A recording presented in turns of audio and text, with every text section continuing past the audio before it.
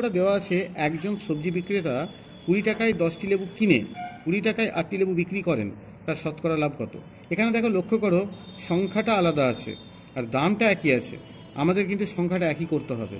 তাহলে আমরা একটি লেবুর দাম বার করতে পারি, কিন্তু ভগ্নাংশে আসবে। তাই একটা নতুন টেকনিক তোমাদের শেখাচ্ছি যাতে ভগ্নাংশটা না আসে। কী করে করব? এই যে 10টি আর এই 8টির লসাগুটা মনে মনে করে ফেলো। কত হবে বলতো? মনে মনে বা খাতায় কোণে লসাগু হবে দেখো 40 হবে। তাহলে আমরা সেই 40টির দাম দুটোরই বার করবো, তাহলে সহজ হয়ে যাবে। দেখো দিকে করে দেখাচ্ছি 1 নম্বরের অঙ্কটা। তাহলে আমরা কি করব? এরকম লিখব, 10টি লেবুর ক্রয় মূল্য কত বা কেনা দাম, ক্রয় মূল্য 10টি লেবুর ক্রয় মূল্য হচ্ছে তোমার দেওয়া আছে 20 টাকা। ঠিক আছে, 20 টাকা। তাহলে একটি লেবুর ক্রয় মূল্য তোমরা নিশ্চিন্তে পেয়ে যাবা খুব তাড়াতাড়ি। কত? 2 টাকা হয়ে গেল। এবার আমরা যদি সেখানে 40টি লেবুর বার করে নিই, তো সুবিধাটা কোথায় হচ্ছে দেখো। 40টি লেবুর কত হবে? এটা কেটে গেল, 2 হলো, 2 গুণিত 40 অর্থাৎ 80 টাকা। আমি 40টা কেন করলাম বলে দিচ্ছি তোমাদের, তখনও বললাম 10টা আর 8টার লসাগু কত? লসাগু দেখো করে দেখো, 5, এটা 4, এটা গুণ করে দেখো 40 আসছে। 2, 5, 4 গুণ করে হচ্ছে 40। ঠিক আছে, এই জন্য আমি লসাগুটা করে নিলাম তোমাদের রাফে বোঝানোর জন্য। ঠিক একই রকমভাবে 8টি লেবুর বিক্রয় মূল্য একটু হয়তো দেখতে বড় লাগছে, কিন্তু এইভাবে করলে তোমার একটু ফ্র্যাকশনটা কম হবে। মূল্য কত হচ্ছে দেওয়া আছে সেই 20 টাকা। তাহলে একটি লেবুর বিক্রয় মূল্য কত? 20/8। তাহলে 40টি লেবুর বিক্রয় মূল্য কত? আমি ভগ্নাংশটা আনবো না, তার জন্য আমি 40টা কথা বললাম। তাহলে কত আসছে এখানে? 100 টাকা। তাহলে বলো, আমি কিনলাম 80 টাকায় কোনো জিনিস, বিক্রি করলাম 100 টাকায়। লাভ কত হলো? লাভের হার বার করার নিয়ম তোমাদের বলা আছে আগের ভিডিওতে। লাভের হার বলতে বোঝায় ক্রয় মূল্যটাকে তলায় বসাবো, আর কত লাভ হলো? 100 থেকে এই 80টা বাদ দিলাম, গুণিত 100%। এটা হচ্ছে লাভের হার পদ্ধতি, অর্থাৎ 20/80 গুণিত 100।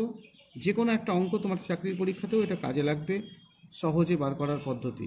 মনে মনে এটা ক্যালকুলেশন করা যায়। কত হলো লাভের হার? 25%। তাহলে আমাদের অপশনে কি আছে? আমাদের অপশনে এ উত্তর হবে, 1-এর এ উত্তরটা হবে, 1-এর এ উত্তর। এটা হচ্ছে এ উত্তর, অর্থাৎ 25%। এই হলো আনসার। পরের অঙ্কটা করবো আমরা। এখানে দেখো একটা অঙ্ক আছে, PQRS ট্রাপিজিয়ামের দুটি তির্যক বাহু PS এবং QR, এর মধ্যবিন্দু বলে দিয়েছে X আর Y। তাহলে XY সমান এই তিনটের মধ্যে কোনটা হবে? দেখো এই তিনটের মধ্যে উত্তরটা C হবে। কেমন করে হলে একটা উপপাদ্য আছে, আমি সেটা বুঝিয়ে দিচ্ছি তোমাদের। দেখো এই যে PQRS নাম দিয়েছি, এমন করে নাম দেওয়া যাতে তির্যক বাহুগুলো PS হয় আর QR, যেরকম বলেছে। তুমি যদি ভুল করে এখানে PS দিতে, তাহলে তির্যক বাহু হতো না। এই দুটোর মধ্যবিন্দু বলে দিয়েছে PS আর PQ এর মধ্যবিন্দু যথাক্রমে বলা আছে যে একটাতে X একটাতে Y। এই দুটো সংযোজন রেখাটা আমি করে দেখাচ্ছি। এই দুটো সংযোজন রেখা কি হবে? একটা উপপাদ্য তোমাদের 9-এর বইয়ে আছে, মানে এক্সট্রা জ্যামিতি। এই দুটো যোগ করলে এটা হবে সর্বদাই, এই XY হবে সর্বদাই হাফ এই দুটোর যোগফল, মানে SPR প্লাস SQ। ঠিক আছে, এটা প্রমাণ করতে হলে এই দুটোকে যোগ করে বর্ধিত করতে হবে, মানে PY যোগ করে বর্ধিত করব, যা PS এর কিউ এর মানে বর্ধিত করলে যেটা হয়। মানে আমরা যদি একবার দেখিয়ে দিই তোমাকে যে এরকম ঘটনাটা ঘটবে, এটা বাড়াবো আর এইদিকেও এটা বাড়াবো, এটা মনে পড়ে যাবে তোমাদের যে হ্যাঁ এটা কিসের জন্য হলো। তাহলে এই যে আমরা এখানে নাম দিব একটা কিছু, এটার মধ্যবিন্দু এটা হবে, এটার মধ্যবিন্দু এটা প্রমাণ করতে হবে। তাহলে এই ত্রিভুজের এই দুটো বাহুর মধ্যবিন্দু কি জানি আমরা? এটার অর্ধেক। তার আগে আমাদের এই দুটো ত্রিভুজ সর্বসম করতে। এখানে দেখো 3-এর অঙ্কটা কি বলেছে। এইটা একটা শ্রেণী দেওয়া আছে, পরিসংখ্যাও বলা আছে, পরিসংখ্যা ঘনত্ব বার করতে হবে। তাহলে আমাদের জানতে হবে পরিসংখ্যা ঘনত্ব সমান কি। পরিসংখ্যা ঘনত্ব সমান কি হবে? সেটা হচ্ছে যে পরিসংখ্যা বাই শ্রেণীদৈর্ঘ্য, তাহলে হয়ে যাবে। তাহলে আমরা লিখব পরিসংখ্যা ঘনত্ব, শ্রেণীটির পরিসংখ্যা ঘনত্ব আমি এইটুকু লিখে দিচ্ছি, পরিসংখ্যা ঘনত্ব সমান হচ্ছে পরিসংখ্যা, মানে ওই শ্রেণীটির পরিসংখ্যা বাই শ্রেণীদৈর্ঘ্য। এই সূত্রটা মনে থাকলে অঙ্কটা হয়ে যাবে। তো পরিসংখ্যা এখানে দেওয়া আছে 14, আর শ্রেণীদৈর্ঘ্য এই বিয়োগফলটা, অর্থাৎ 140 থেকে 105 বাদ, অর্থাৎ কত হচ্ছে ওপরে 14, এটা বিয়োগ করে হচ্ছে 35। এটা যতটা করা যায়, 7 দিয়ে দেখো কাটা যাচ্ছে, 5 7 35, অর্থাৎ 2/5, এই দশমিকে নিয়ে আসলে 0.04। এটা আমাদের অপশানে খুঁজে দেখব কোথায় আছে। দেখো অপশানে বিতে আছে, বি। তাহলে 3-এরটা হলো অপশান বি। অ্যান্সারটা সহ লিখে দিলাম এইটা। এখানে দেখো একটা অঙ্ক বলেছে 3 মিটার লম্বা এবং 2 মিটার চওড়া একটা আয়তাকার জায়গা, আর একটা টালি বসাবো যার ক্ষেত্রফল কত, 5 বর্গ সেমি। তাহলে কটা টালি লাগবে? তাহলে কি করব, আগে ক্ষেত্রফল বার করব পুরো জায়গাটার, আর একটা টালির ক্ষেত্রফল বার করব। দেখো এখানে ডেসিমি আছে আর এখানে মিটার আছে, সেই জায়গাটা খেয়াল রাখতে হবে। দেখো বলে দিয়েছে 5 ডেসিমি বর্গ টালি, মানে ডেসিমি বর্গ টালি দিয়ে ভাগ করতে হবে। তাহলে আমরা এখানে দেখব, তাহলে আয়তাকার জায়গার ক্ষেত্রফল কত হবে? দৈর্ঘ্য আছে দেখো 3 মিটার, প্রস্থ আছে 2 মিটার, এত বর্গ মিটার। এই বর্গ মিটারটাকে আমি বর্গ ডেসিমিটার বানিয়ে ফেলবো। কেমন করে করবো? এটাকে দেখো 2 বার 10 দিয়ে গুণ করবো, তাহলে 2 বার এটা হয়ে গেল বর্গ ডেসিমি, কিচ্ছু গুণ করার দরকার নাই। এবার টালির ক্ষেত্রফল তো বলা আছে, বা মানে টালি কেমন দেখতে, বর্গাকার টালি, তার দৈর্ঘ্য বলে দিয়েছে 5 ডেসিমি। তাহলে টালির সংখ্যা একবারে বের করে নিই, টালির সংখ্যা হবে মোট জায়গার ক্ষেত্রফল এইগুলোর গুণফল, তাকে টালির ক্ষেত্রফল দিয়ে ভাগ করবো। টালিটা কেমন দেখতে, 5 ডেসিমিটার বর্গ বলে দিয়েছে, মানে 5 ডেসিমি গুণিত 5 ডেসিমি, এত টি। 2 বার 5 হলো, 5 2 10, আবার দেখো 2 হলো, একটা গুণ করে দেখো কত আসছে, 4 6 24, 24টি টালি লাগবে, তাহলেই হয়ে যাবে। 24টি টালি অপশানে কোথায় আছে দেখো, লক্ষ্য করে সিতে আছে, তাহলে লিখবো সি, অ্যান্সার হবে 24টি।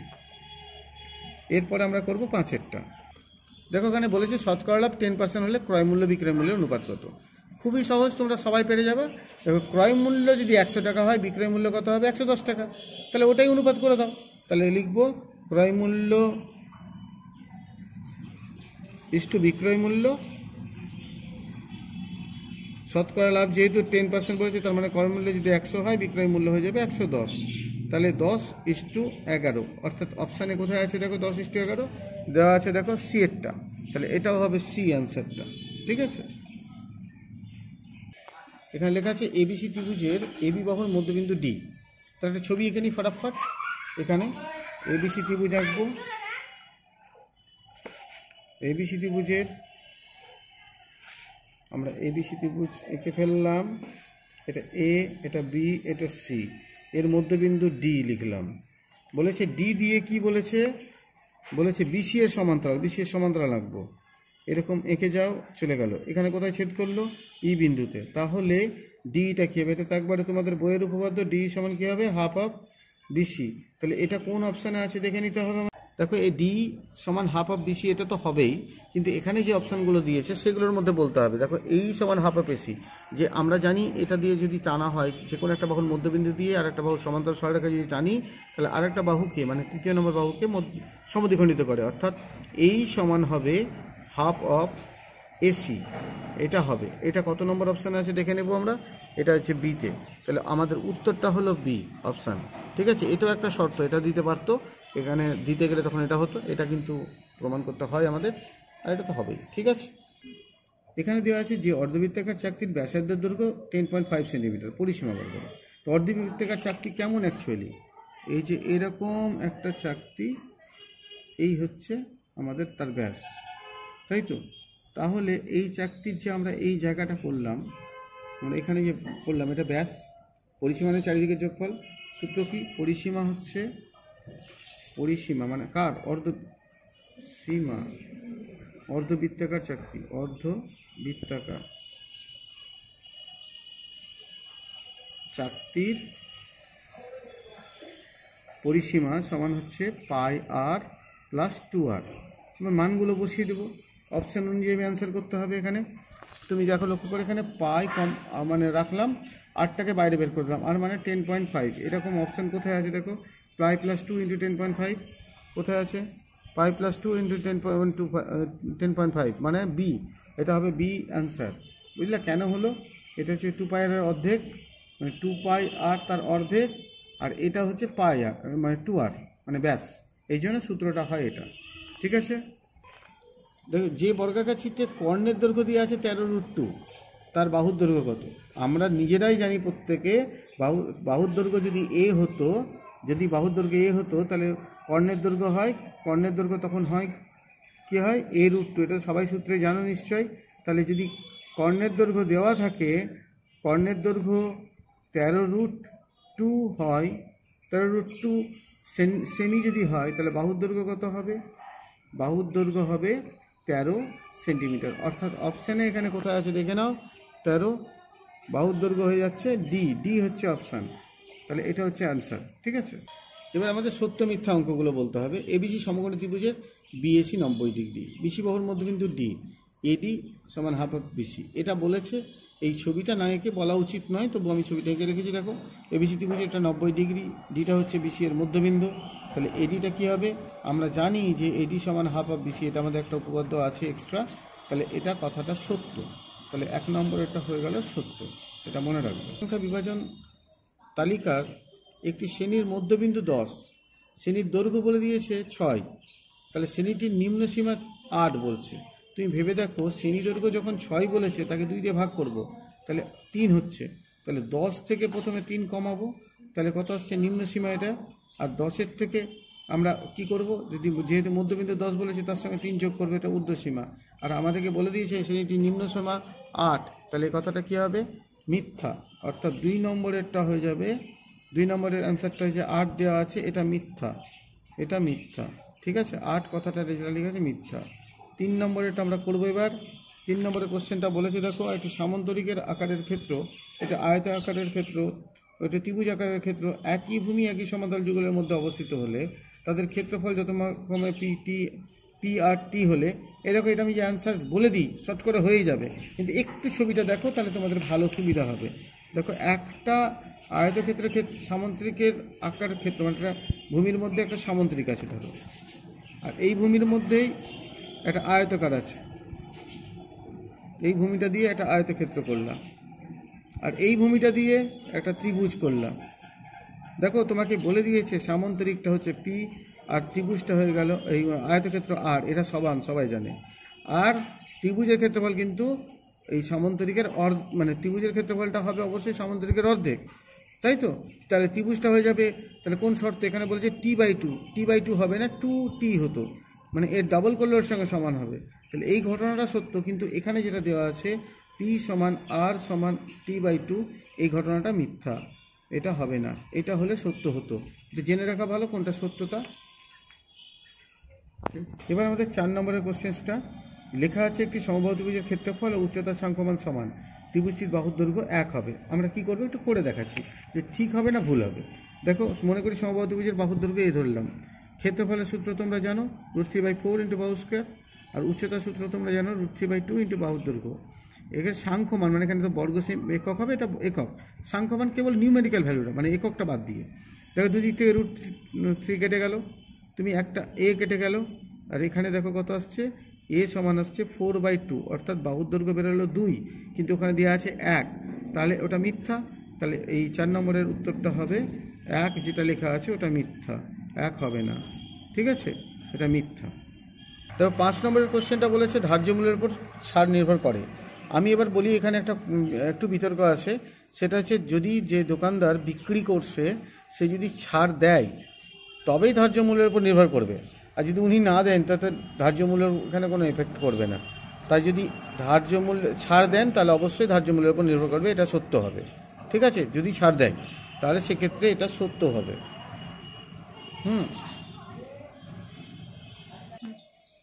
পরিসংখ্যা বহুভুজ অঙ্কনের জন্য প্রথম শ্রেণীর ঠিক আগের শ্রেণীর পরিসংখ্যা 0 হবে। অ্যাকচুয়ালি ছবিটা যদি তুমি আঁকো, ছবিটা যদি আমি তোমাদের এঁকে দেখাই, তাহলে তোমাদের একটা জায়গা দেখায় বই থেকে, তাহলে বুঝতে পারবা যে এই জায়গাটা। এখানে দেখো লক্ষ্য করে যে আমাদের পরিসংখ্যা এখানে কত দেওয়া আছে 14, এখানে দেখো 43, মানে 42 আর 44-এর মাঝে 43, সেক্ষেত্রে আমাদের পরিসংখ্যা দেওয়া আছে 14, তাই 14 বসালাম। কিন্তু তার আগেরটা দেখো শূন্য না করলে আমি অ্যাটাচ করতে পারবো না, সেই জন্য এটা শূন্য করা হয়েছে। তাই এখানে সীমানাটা দেখো, সীমানার মানটা আগে শ্রেণী সীমানাটা 0 হচ্ছে, অর্থাৎ এটাকে আমরা শূন্য না ধরলে এটা এক জায়গায় করতে পারবো না, এটা সত্য। উত্তরটা লিখে দিই, তাহলে এটা সত্য হলো। ঠিক এই বই থেকে আমি তোমাদের এই কথা বলে দিব। দেখো লক্ষ্য কি বলেছে, একটা বর্গক্ষেত্র একটা রম্বস, এখানে এবিসিডিটা দেখো বর্গক্ষেত্র, আর এ বি ই এফটা হচ্ছে রম্বস। কার দুজনের ক্ষেত্রফল সমান বলেছে, এটা একবারে মিথ্যা, অবশ্যই বর্গক্ষেত্রটা বেশি হবে। তোমাদের এটা মনে রাখো যে এ বি সি ডি যে ছবিতে আছে তোমাদের বর্গক্ষেত্র, এটা অবশ্যই বেশি হবে কার থেকে, এ বি ই এফ। এটা খুব ইম্পর্ট্যান্ট একটা মানে এক্সট্রা জ্যামিতি। তার মানে যেটা ওরা লিখেছে সেটা মিথ্যা হবে, এটা হওয়া উচিত। হ্যাঁ, এটা হওয়া উচিত, আর সমান বলে দিয়েছে তাই এটা মিথ্যা হবে। তাহলে পরেরটা এবার আমরা চলে আসি। প্রতিটি বৃত্তের পরিধি ব্যাসের অনুপাত একটি নির্দিষ্ট সংখ্যা। একদম দারুণ কথা বলেছে, তোমাদের দেখিয়ে দিচ্ছি যে এটা কি করে হলো। প্রতিটি বৃত্তের পরিধি হয় 2πr, আর ব্যাস হচ্ছে 2r। এখান থেকেই পায়ের সৃষ্টি, এবং এটা একটা নির্দিষ্ট, এটা সবসময় সমান হবে, তাই এটা নির্দিষ্ট বলেছে। এটা একটা সত্য ঘটনা এবং এটা সত্য। ঠিক আছে, তাহলে আমাদের এমসিকিউগুলো হয়ে গেল। এখানে দেওয়া আছে gx = 2x - 16 বহুপদী সংখ্যামালাটির সমীকরণ লেখো। ঠিক আছে, আর বহুপদী সংখ্যাটি শূন্য নির্ণয় করো। সমীকরণ লিখতে গেলে এটা লিখবো 2x - 16 = 0। আর এখান থেকেই দেখো তুমি শূন্যটা পেয়ে যাবা। 2x সমান হচ্ছে 16, তাহলে x সমান হচ্ছে 16/2, দ্যাট ইজ 8। তার মানে কত হলো, শূন্য নির্ণয় করতে গেলে 8 হয়ে গেল। তারপরের অঙ্কটা দেখো কত সস্তা। 8x³ + 8x - 5 এই বহুপদী সংখ্যাগুলির একটি উৎপাদক নির্ণয় করো। মান বসিয়ে বসিয়ে দেখতে হবে কত বসালে শূন্য হবে। আমি এটা দেখো দেখেই বুঝতে পারছি, এখানে যদি হাফ বসানো হয় তাহলে শূন্য হয়ে যাচ্ছে। x সমান হাফ বসালে রাশিটির মান শূন্য হবে, বসালে রাশিটির মান শূন্য হবে। দেখো রাশিটির মান শূন্য হচ্ছে কিনা, মান শূন্য হবে। আমি দেখে বুঝলাম, এবার তোমরা করে দেখো শূন্য হবে।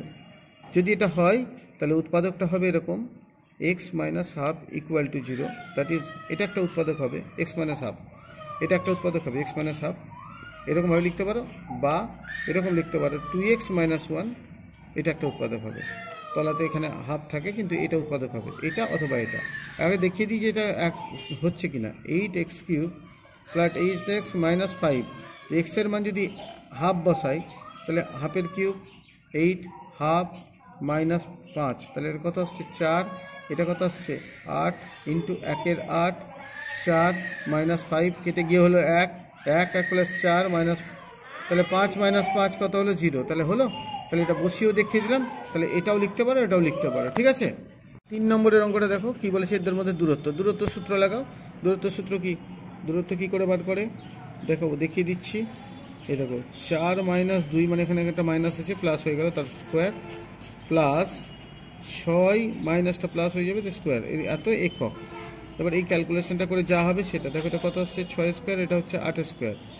তাহলে এখানে 6² করলে 36 হচ্ছে, 8² হলে 64 হচ্ছে, এটা গিয়ে 100 হচ্ছে, মানে একক সবগুলো, অর্থাৎ 10 একক দূরত্ব হয়ে গেল। তাহলে আমাদের কত, 10 একক। এবার তারপরেরটা বলেছে দেখো, একটি ঘড়ি পরপর এত % ছাড়ে বিক্রি করলে সমতুল্য ছাড় কত। তোমার দেখে মনে হবে 15%, কিন্তু আদৌ তা হবে না। কেমন করে হবে দেখে নিচ্ছি। এখানে আমরা কত নম্বর অঙ্কটা করছি, এটা হচ্ছে 4-এর অঙ্ক। প্রথমে ধরে নিলাম 100 টাকা। 100 টাকায় 10% ছাড়, তাহলে কত হলো, তাহলে কত হবে, 100 থেকে 10 টাকা বাদ দিয়ে দাম হলো 90 টাকা। ধরো তুমি দোকানে কিনতে গেছো, তোমাকে দোকানদার 10% ছাড় দিয়ে বললো 90 টাকা।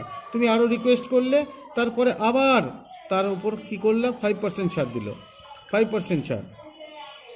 তাহলে 90 টাকায় 5% ছাড় মানে কত আসছে, 90 × 5 ভাষাটা একটু দিয়ে দিবে, আমি মুখে বললাম।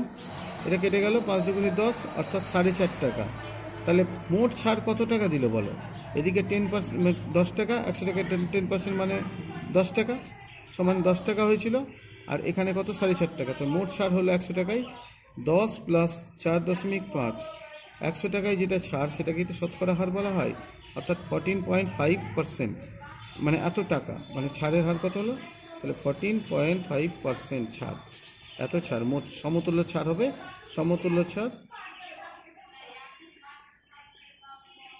সমতুল্য ছাড় হচ্ছে এই এত %। এইটি বৃত্তের ব্যাসের দৈর্ঘ্য আর বর্গক্ষেত্রের বাহুর দৈর্ঘ্য সমান বলে দিয়েছে, তার পরিসীমার অনুপাত বার করতে হবে। তাহলে আমরা প্রথমত বৃত্তের ব্যাসের দৈর্ঘ্য আর বর্গক্ষেত্রের বাহুর দৈর্ঘ্যটা ধরে নিব।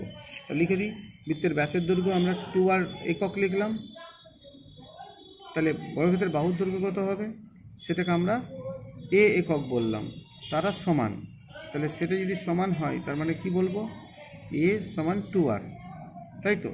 এবার বৃত্ত আর বর্গক্ষেত্রের পরিসীমা, বৃত্তের পরিধির সূত্র কি, বৃত্তের পরিধির সূত্র হচ্ছে দেখো 2πr, আর বর্গক্ষেত্রের বাহুর দৈর্ঘ্যের সূত্র কি 4a, পরিসীমার সূত্র হচ্ছে 4a। এবার তুমি দেখো 2πrটা উপরে বসালে আর 4a এর জায়গায় কত বসাবে 2r, তাহলে এই 2r কেটে গেল, তাহলে থাকলো কত, উপরে 22-এর 7 আর নিচে 4 আছে, কাটলো, তাহলে কত হলো 11/14, অনুপাতটা দাঁড়ালো তাহলে 11:14। এটা হচ্ছে তোমাদের আনসার, ছোট করে শর্টকাটে, ঠিক আছে। 10টি পেনের ক্রয় মূল্য 8টি পেনের বিক্রয় মূল্য সমান হলে শতকরা লাভ কত। এই অঙ্কটা ঠিক প্রথমকার অঙ্কটার মতন, সেই ঘড়ির একটা অঙ্ক ছিল, সবজি বিক্রেতার লেবুর অঙ্ক ছিল সেরকমই, ঠিক আছে। তাহলে করে দেবো কী করে দেখো, আর 10টি পেনের ক্রয় মূল্য আর 8টি পেনের বিক্রয় মূল্য দুজনেরই সমান, তো দুজন যখন সমান তো কত টাকা আমরা তো জানি না, ধরে নিলাম, ধরতেই তো পারি, ধরতে এর লসাগু করো, এর লসাগু করলে কত হবে, লসাগু হবে দেখো 40 টাকা ধরলাম, এটা ধরতে পারি, আমি x টাকা ধরতে পারি, তো 40 টাকাই ধরলাম। কেন 40 টাকা ধরলাম বলো তো, অঙ্কটা সুবিধা করার জন্য। x টাকা ধরতে পারি, 100 টাকা ধরতে পারি, তো 40 টাকা আমি ধরতে পারবো না। 40 টাকা কেন ধরলাম, কারণ আছে এর লসাগুটা যেটা হলো সেটা সহজ হবে। তাহলে বলো তো কি, একটি পেনের ক্রয় মূল্য কত, একটি পেনের ক্রয় মূল্য কত হবে, 40/10 সমান 4 টাকা। ঠিক একটি পেনের বিক্রয় মূল্য কত হবে সেটা বলো, সহজেই হয়ে যাবে। বিক্রয় মূল্য কত, 40/8 অর্থাৎ 5 টাকা। তোমার কাছে অঙ্কটা কত সোজা হয়ে গেল। তাহলে লাভের হার বার করতে গেলে তোমাদের শিখিয়েছি আগের ভিডিওতে, লাভের হার হচ্ছে ওপরটা লাভ, বিক্রয় মূল্য 5 টাকা, ক্রয় মূল্য বাদ দিলে এটা হচ্ছে লাভ, ক্রয় মূল্যের উপর লাভের হার হয়, ক্রয় মূল্য তলায় বসালাম, গুণিত 100। এটা সব সময় চাকরির পরীক্ষা তো এরকম তাড়াতাড়ি করে করবা, এই টেকনিকে করলে অল্প সময়ের মধ্যে কিন্তু অঙ্কটা হয়ে যাবে, অর্থাৎ 25% হয়ে গেল। দেখো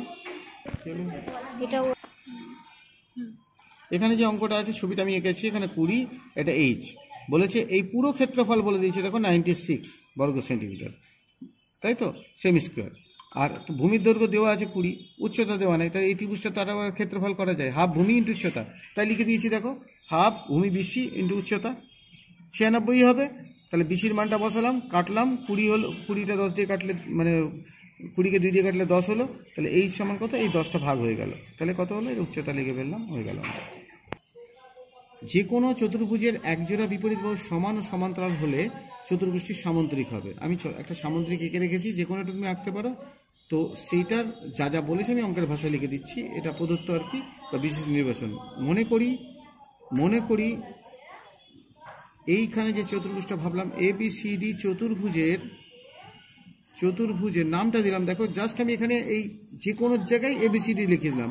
চতুর্ভুজের একজোড়া বাহু কি বলে দিয়েছে, একজোড়া বাহু মানে AB আর DC বিপরীত বাহু সমান, এবং AB সমান্তরাল DC। প্রমাণ করতে হবে যে ABCD একটি সামান্তরিক। দেখো কেবল আমি ওটাকে অঙ্কের ভাষায় রূপান্তর করলাম, তাই এটাকে বলা হয় বিশেষ নির্বাচন। এবার এটা প্রমাণ করব কি করে, তোমাকে ভাবতে হবে, প্ল্যান করতে হবে, সময় দিতে হবে। দেখো সামান্তরিকের সংজ্ঞা মনে করো, বিপরীত বাহু পরস্পর সমান্তরাল। আমাকে একজোড়া বাহু সমান্তরাল বলেছে, আরেক জোড়া বাহু সমান্তরাল করলে হয়ে যাবে। তাহলে আমরা এখানে কি করব, তাহলে এখানে এই অঙ্কনটা করলাম, কেন করলাম, আমরা এটা চাইছি যে এই বাহু দুটো তো সমান্তরাল দেওয়াই আছে, আমরা লিখেছি এইভাবে, মনে করেছি, তাহলে আরেকটা এটা প্রমাণ করব, তাহলে সামুদ্রিকের সংজ্ঞা পেয়ে যাব, তাহলে হয়ে যাবে প্রমাণ। কি করে করি দেখো, আমি কেবল অঙ্কন করলাম, যা করলাম সেটা লিখব। অঙ্কন করলাম এখানে যে AC কর্ণ যুক্ত করলাম, যুক্ত করা হয়ে গেল। এবার আমি কেন করলাম তো নিশ্চয়ই প্ল্যান করেছি, সেগুলো আমরা এখানে দেখাবো। দেখো এই দুটো ত্রিভুজ নেব, কোন দুটো ত্রিভুজ, যে আমি যদি ABC ত্রিভুজ আর ত্রিভুজ নিয়ে নিই ACD, এই দুটো ত্রিভুজের বলো কি কি আমাদের দেওয়া আছে। দেখো দেওয়া আছে যে AB আর DC সমান, এটা প্রথমেই বলা আছে, তাহলে এটা কি প্রদত্ত। আর কি দেওয়া আছে, দেখো এই দুটো সমান্তরাল বলা আছে, তাহলে এইটা ভেদক, তাহলে এই দুটো কোণ কি, একান্তর কোণ। তাহলে আমরা এরকম লিখব যে কোনটা ABC আগে লিখেছি, তাহলে এই কোনটাকে আগে লিখবো BAC একান্তর কোনটা ACD। কেন এটা একান্তর? কারণটাও বলে দিই যে AB সমান্তরাল DC এবং কে ভেদক এবং কে ভেদক AC ভেদক, এটা হয়েছে আমাদের ব্যাপার। তাহলে আরেকটা লাগবে, আরেকটা দেখো তুমি পেয়ে যাচ্ছ, এই যে AC সাধারণ বাহু। AC সাধারণ বাহু মানে কমন বাহু, দুজনেরই আছে সাধারণ বাহু। আর সেটা তিনটে শর্ত অনুযায়ী আমরা এটাকে বলতেই পারি ABC ত্রিভুজ সর্বসম হচ্ছে ACDর সঙ্গে। কি করে পেলাম? দেখো সাইড অ্যাঙ্গেল সাইড, এই সূত্র অনুযায়ী, এই সূত্র অনুযায়ী এটা আমরা পেলাম। সর্বসম করে আমার লাভ কি? সর্বসম করে আমি এই কথাটা তো বলতে পারবো এই কোণটার সঙ্গে এই কোণটা সমান, অর্থাৎ এটা বলবো ACB সমান CAD। এই যে কোণটা, এই দুটো কোণ সমান, কিন্তু কি কোণ এটা? এটা একান্তর কোণ, আর একান্তর কোণ হলে এরাও সমান্তরাল হয়ে যাবে, কারণ আমরা জানি একান্তর কোণ সমান হলে সমান্তরাল হয়। তাহলে আমরা বলবো কিন্তু এরা একান্তর, কিন্তু এরা একান্তর, একান্তর কোণ। একান্তর কোণ যদি হয় তাহলে আমরা বলতে পারবো যে AD সমান্তরাল BC। তাহলে আমরা কি পেলাম? ABCD চতুর্ভুজের আমরা প্রথমেই পেয়েছি, দেখো ABর সঙ্গে DC সমান্তরাল, এটা দেওয়া ছিল, এটা প্রদত্ত, এবং AD সমান্তরাল BC এটা এক্ষুনি প্রমাণ করলাম। তাহলে কি করব? পূর্বে প্রমাণিত। আর এই দুটো কারণ আমরা কি বলতে পারি? এটাকে সংজ্ঞা অনুযায়ী এটাকে একটি সামান্তরিক। তাহলে আমাদের হয়ে গেল। এভাবে বুঝে বুঝে করা উচিত, তাহলে মুখস্থ করতে হবে না। শেষমেশ আমরা লিখে দিলাম এটা প্রমাণিত। তোমাদের এবার এই উপপাদ্যটা বলে দিই। যুক্তি দিয়ে প্রমাণ করো যে কোনো ত্রিভুজের দুটি বাহুর মধ্যবিন্দু সংযোগ সরলরেখা অংশ তৃতীয় বাহুর সমান্তরাল অর্ধেক। এটা খুব ইম্পর্টেন্ট জ্যামিতি। আমি আগেরটা বোঝালাম, দেখো এমনিতে ভিডিওর লেন্থ বড় হয়ে যাচ্ছে, আমি এটা করে রেখেছি, এটা তোমাদের বুঝিয়ে দিচ্ছি। দেখো এইখানে আমি এই যে প্রথমের অংশটা লিখবো, অবশ্যই প্রশ্নতে লিখবে, এই প্রশ্নটা লিখবা, এটা স্টেটমেন্ট যেহেতু, সেই অনুযায়ী ছবি আঁকলাম। দেখো ABC একটা ত্রিভুজ নিয়ে নিলাম, যে কোনো একটি বাহুর মধ্যবিন্দু মানে M দিয়ে একটা সমান্তরাল সরলরেখা অঙ্কন করলাম, যা BC এর মধ্য এই ACকে N বিন্দুতে ছেদ করলো। প্রমাণ করতে হবে যে MN সমান্তরাল BC এবং MN BCর অর্ধেক, সেটা লিখেছি, ঠিক আছে। অঙ্কন, এই MN বিন্দু দিয়ে আমি এইটা একটা সরলরেখা বর্ধিত করলাম, যা BCর সঙ্গে সমান্তরাল করলাম আর কি, মানে বর্ধিত করলাম, যা BC এই যে এখান থেকে C বিন্দু দিয়ে এই BC এর বর্ধিত অংশকে দেখো এখানে ছেদ করছে। MN যুক্ত করে এমনভাবে বর্ধিত করলাম যাতে এটা হয় MN আর NP হয়, এবং এটা যুক্ত করলাম, ঠিক আছে। তাহলে এই যে দুটো ত্রিভুজ দিব, এই দুটো ত্রিভুজকে আমরা সর্বসম প্রমাণ করবো। সর্বসম প্রমাণ করার জন্য কি পাচ্ছি? এই বাহুটার সঙ্গে এটা সমান, এটা কি অবস্থা? এটা হচ্ছে বিপরীত কোণ, আর এটা দুটো সমান দেওয়া আছে, তাই তো, প্রদত্ত দেওয়া আছে যে AN সমান CN, আর এটা আমরা আঁকলাম, এটা বিপরীত কোণ, তো সর্বসম যখনই হয়ে গেল তখন আমরা বলতে পারি যে AM সমান CP বা PC, এবং সঙ্গে সঙ্গে এটাও বলতে পারি যে এই কোণটার সঙ্গে এই কোণটা সমান। এই কোণটা কি কোণ? একান্তর কোণ। একান্তর কোণ হলে কি হয়? বাহুটা সমান্তরাল হয়ে যাবে। তার মানে কি দাঁড়াবে? যে এইটার সঙ্গে এটা সমান্তরাল প্রমাণ হয়ে যাবে। দেখো সমান্তরাল, তাহলে আমরা এখানে কি পেলাম? যে একটা চতুর্ভুজ, যে BMPC, এই চতুর্ভুজের এটাও সমান্তরাল, এটা দেওয়া ছিল সমান্তরাল, তাহলে সামান্তরিক হয়ে গেল। আর সামান্তরিক হলে বিপরীত বাহুগুলো সমান, মানে এর সঙ্গে এটা সমান, ঠিক আছে। আবার আমাকে প্রমাণ যেহেতু করতে বলেছে যে একটা বাহু সমান্তরাল, মানে এর সঙ্গে এটা সমান্তরাল প্রমাণ করতে হবে। আমরা এক্ষুনি প্রমাণ করলাম যে এই বাহুটার সঙ্গে এটা সমান এবং সমান্তরাল যেহেতু হলো, তাহলে আমরা সামান্তরিক বললাম সেটাকে। আর কি? তাহলে সামান্তরিক হলে বিপরীত বাহুগুলো সমান্তরাল, তাই সমান্তরাল হয়ে গেল। আর একটা কন্ডিশন কি?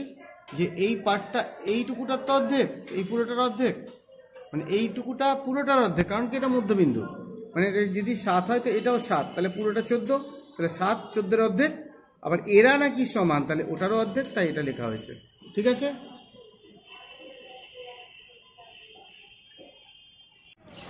এবার আমার এইটা করতে হবে 4.4, কি বলেছে?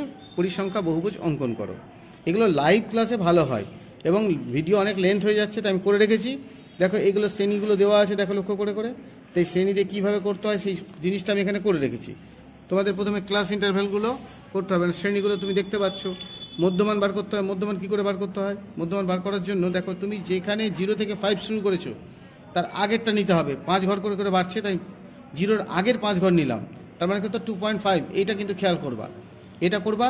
আর লাস্টে এই পর্যন্ত নিয়ে গিয়ে প্রত্যেকটা যে মধ্যবিন্দু পেলাম আর পরিসংখ্যা, তাহলে এখানে কী হবে? তার যেহেতু ওখানে নেই সংখ্যাটা, তার পরিসংখ্যা 0 হয়ে গেল। একটা তোমাদের এমসিকিউ ছিল যে বহুভুজ মানে পরিসংখ্যানে একটা পরিসংখ্যা 0 হয় কিনা, প্রথমটা 0 হয়। এইভাবে শেষেরটাও 0 হবে, যেহেতু এটাও নাই, পরেরটাও নেই, যেহেতু আমাদের 30 পর্যন্ত ছিল, 35 পর্যন্ত নেই কিন্তু আমাদের, তো আমরা নিয়েছি, তো এটাকে 0 করেছি। এরপরে আমরা অক্ষগুলোকে নিয়ে ছবিটা এঁকেছি। দেখো, এই দেখো 5-5 করে বেরোছিলাম, প্রত্যেকটা ঘরকে মানে এক ঘরকে একই ধরেছি। তাহলে আড়াই কোথায় হবে, 0 কোথায় হবে? দেখো 2.5 মানে এতদূর 5 তার অর্ধেক, সেটাকে 0 করেছি। এই বিন্দুগুলো বসিয়েছি আস্তে আস্তে আস্তে আস্তে। তুমি ভালো করে যদি ছবিটা দেখো, লক্ষ্য করে এই বিন্দুটার সঙ্গে কানেকশন করে বুঝতে পারবে। তারপরে এগুলো আমরা লিখে দিয়েছি কোন ঘরটাকে কী। এটাই হচ্ছে বোঝায় বহুভুজ গঠন, এই জিনিসটা যেটা করেছি। ঠিক আছে।